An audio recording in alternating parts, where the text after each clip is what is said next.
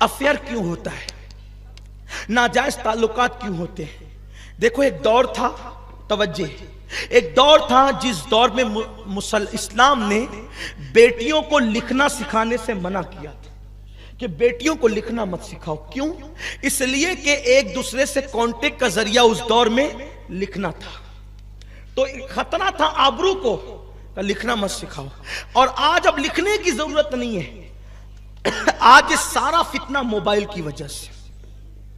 Mobile, لڑکیوں کے پاس ہم نے موبائل دیا, اسی لیے یہ فتنہ ہو رہا ہے. ورنہ جب تک موبائل ایجاد نہیں ہوا تھا اس طرح کے کیس ڈھونڈنے سے بھی نہیں ملتے تھے.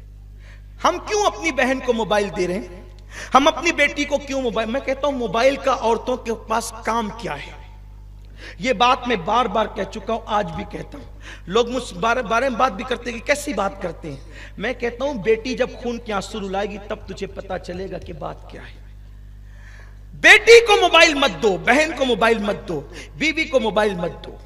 گھر کا فون عورتیں ریسیو نہ کریں, گھر کے اندر کا رکھا ہوا موبائل جوان لڑکیاں ریسیو نہ کریں, بوڑھی عورتیں یا بچے ریسیو کریں. جب کوئی معتمد بولے کہ میں بول رہا ہوں تب جوان بیٹیوں کو یا بہنوں کو یا بیویوں کو موبائل دیا جائے.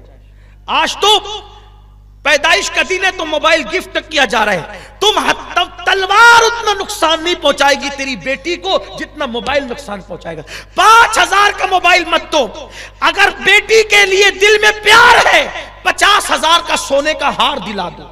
50,000 کا موبائل مت دو, 5 لاکھ کا ہیرے کا زیور دلا دو. اگر اتنا پیار ہے موبائل نہیں دینا خدا کے لیے. یہ سارا طوفان موبائل نے بپا کیا ہے, انٹرنیٹ نے, فیس بک نے. اس لیے کہ آج کل لڑکے بیٹھے ہوتے ہیں اور وہ کہیں بھی فون کرتے ہیں اندازے سے, اگر مقام پر لگ جائے تو پھر وہ باتیں شروع ہو جاتی ہے, بلکہ مس کال بھی کرتے ہیں. یہ مس کال کبھی کبھی اتنی تباہی کا ذریعہ بن جاتا ہے.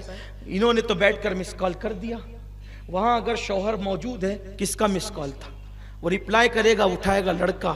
اس بیچاری غریب کا کوئی قصور بھی نہ تھا, گھر لٹ گیا, گھر ٹوٹ گیا. یہ صورت ہے, اٹھا کر دیکھے, کتابیں لکھی گئی ہیں ان پر, یہ مس کال کی نحوست پر. اور یہ جو لڑکے گٹروں کے پاس بیٹھ کر, رکشہ میں بیٹھ کر, چھتوں میں بیٹھ کر یہ جو سب رکامے کام کرتے ہیں نا, یہ جوانی میں سب کرنا ان کو اچھا لگتا ہے.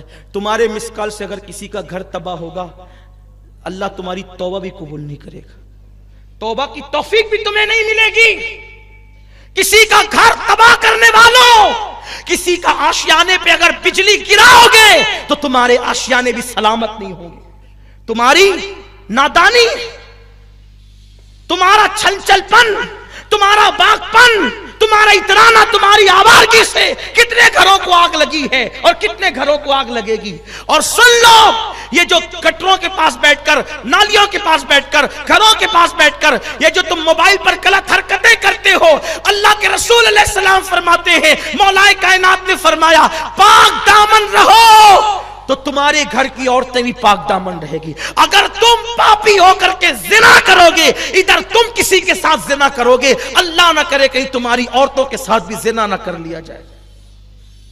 لڑکوں کی ٹولی بنی ہوتی ہے, ایک دوسرے کا سپورٹ کرتے ہیں گناہ کے ماحول میں. میرے رسول علیہ السلام نے فرمایا کما تدین تدان, تم جیسا کرو گے تمہارے ساتھ ویسا ہی کیا جائے گا. اس سلسلے میں ایک چھوٹا سا واقعہ اپنے الفاظ کے مفہوم کے ساتھ عرض کروں. ایک جوان, توجہ, دوسرے جوان کے پاس آیا, کہا یار تو میرا دوست ہے. کہاں ہوں کہ میری ایک چیز میں مدد کر. اس نے کہا کیا؟ کہا محلے کے امام صاحب کی بیوی سے میرا دل لگ گیا, تو نماز پڑھنے جانا نا, نمازی اتہا نکات کے نماز پڑھنے میرے لیے جانا, اور دیر تک امام صاحب سے مسئلے مسائل پوچھتے رہنا, ان کو الجھاتے رہنا, اتنی دیر تک میں امام صاحب کے گھر چلا جایا کروں گا. وہ پاگل, اس کو کہنا چاہیے تھا کہ امام کی بیوی کے ساتھ ایسا نہ کر, یہی تو کہنا چاہیے تھا. سچے دوست کی پہچان یہ ہے کہ جب تو غلطی کرے وہ تیری اصلاح کرے, یہی ہے نا کہ اس کی مدد کرے. وَلَا تَعَاوَنُوا عَلَى الْإِثْمِ وَالْعُدْوَانِ, برائی میں ایک دوسرے کی مدد مت کرو. کوئی برے رستے پہ جا رہا ہے, اگر تم دوست ہو تو کھینچ کے پکڑ لو, اس کو سمجھاؤ, نہیں مانتا ہے تو اس کا بائیکاٹ کر دو, اس سے دور ہو جاؤ, اس سے الگ ہو جاؤ تاکہ اس کو عبرت ہو. تو اس جوان نے کہا ٹھیک ہے یار, وہ دوستی کیا جس میں ایک دوسرے کی مدد نہ ہو, ہے نا. ایسے کچھ دلال بنتے ہیں نا, ہنسنے کی بات نہیں ہے. میرے جملے غلط ہیں, مجھے اگر میرے جملے الحمدللہ غلط نہیں ہیں, اگر تلخ ہیں تو مجھے آپ معاف کریں.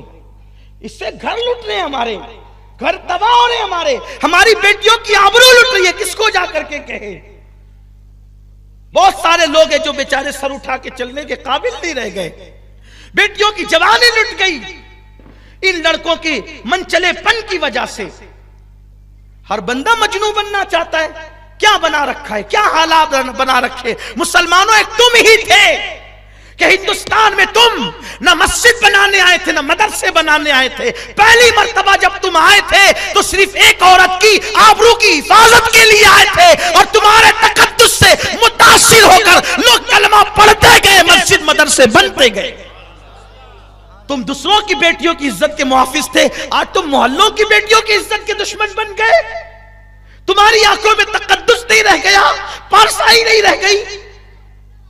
کیا بیت المقدس میں اسلام کا پرچم لہرے گا؟ دنیا کے اندر کیا مسلمان سرخروئی حاصل کرے گا؟ ملک شام اور یمن کیوں نہ جلے گا؟ کیوں؟ جس قوم کا جوان آوارہ اور عیاش ہو جائے اس قوم کو عزت کے ساتھ جینے کا حق نہیں ہے. ہمیں تو اللہ نے بہت تقدس کے لیے پیدا کیا تھا, قوموں کی امامت کے لیے پیدا کیا تھا, لیکن بس اسی میں الجھ گئے. لڑکی لڑکی لڑکی اور عشق اور عشق اور عشق اور آوارگی, انٹرنیٹ اور فیس بک اور یہ سب تماشے. نہیں, اللہ نے ہمیں بہت بڑے مقصد کے لیے پیدا کیا ہے, اور جوان ہونے کے بعد بوڑھا بھی ہونا ہے, مرنا بھی اللہ کو منہ بھی دکھانا ہے. حدیث پاک میں آتا ہے بد نظری کرنے والوں کے لیے ڈر ہے, مریں گے تو کافر ہو کر مریں گے. نگاہوں کی حفاظت کرو, نگاہوں کی حفاظت کرو. میرے نبی فرماتے ہیں صلی اللہ علیہ وسلم, جو کسی خوبصورت عورت کسی کو گناہ کی دعوت دے اور یہ سوچ کر کہ اللہ دیکھ رہا ہے وہ چھوڑ دے اور وہاں سے ہٹ جائے, اللہ اس کی مغفرت فرما دیتا ہے اور بے حساب اللہ اس کو جنت عطا فرمائے گا. عرض کر رہا تھا, اس جوان نے کہا ٹھیک ہے میں تیری مدد کروں گا. کیا ہوا؟ وہ جاتا مسجد میں نماز پڑھتا, امام کو لے کے بیٹھ جاتا, الجھائے رکھتا, مسئلے مسائل پر. کئی دن گزرے, ایک دن اس کو احساس ہوا یار میں غلط کر رہا ہوں, مسجد کے امام کے ساتھ میں غلط کر رہا ہوں کہ میں ان کو پکڑے رہتا ہوں, میرا دوست وہاں جا کے پتہ نہیں کیا کرتا ہوگا. اس نے امام سے کہا حضرت معاف کرنا, میں نہ نمازی ہوں نہ مجھے علم سے کوئی دلچسپی ہے. میرے دوستوں کو آپ کی بیوی سے اس کا دل لگ گیا, اور اس نے مجھے کہا کہ میں آپ کو الجھاؤں. اب میں آپ کو الجھاتا رہا اور مسئلے مسائل میں پھنساتا رہا, اور وہ آپ کے گھر جا کے پتہ نہیں کیا کرتا رہا. حضرت مجھے معاف کر دیں, میں نے بہت بڑی غلطی کی. یہ بات سننے کے بعد امام کو کیا ہونا چاہیے تھا؟ غصے میں اس کی آستین چڑھ جانے چاہیے تھی, یا اس کا پریشر بڑھ جانا چاہیے تھا, یا اس کی آنکھیں لال ہو جانا چاہیے تھا. کیسا بیچارہ امام تھا, وہ مسکرانے لگا, ہنسنے لگا. وہ اس کو حیرت ہوئی, امام صاحب اتنا بڑا حادثہ سن کے آپ مسکرا رہے؟ امام نے کہا اللہ کے بندے, میرے گھر میں میری ایک بوڑھی ماں اور میرا بوڑھا باپ ہے, میری تو ابھی تک شادی نہیں ہوئی ہے. جب میری شادی نہیں ہوئی تو میری بیوی کہاں سے آئے گی؟ جب میری شادی ہی نہیں ہوئی تو میری بیوی کہاں سے آئے گی؟ اور میری کس بیوی سے تیرے دوست کا دل لگ گیا؟ میں تو کنوارا ہوں, ابھی تو ڈھونڈ رہے ہم لوگ شادی کے لیے. تو فوراً اس کے دماغ کی بتی جلی, ارے اگر امام صاحب کی شادی نہیں ہو تو یہ جاتا کہاں تھا؟ تو جب تحقیق کی گئی تو پتا چلا امام کی تو شادی نہیں ہوئی تھی, یہ اس کو مسجد بھیج کر اس کے گھر جاتا تھا. ہنسنے کی بات نہیں ہے, یعنی کہ دوسرے کے گھر میں جو ہے وہ پتھر مارنے والے کا خود کا گھر چکنا چور ہو گیا. اس لیے کبھی کسی کی برے کام میں مدد نہیں کرنا. مانتا ہے تو ٹھیک ہے سمجھاؤ, نہیں مانتا ہے تو اس سے الگ ہو جاؤ.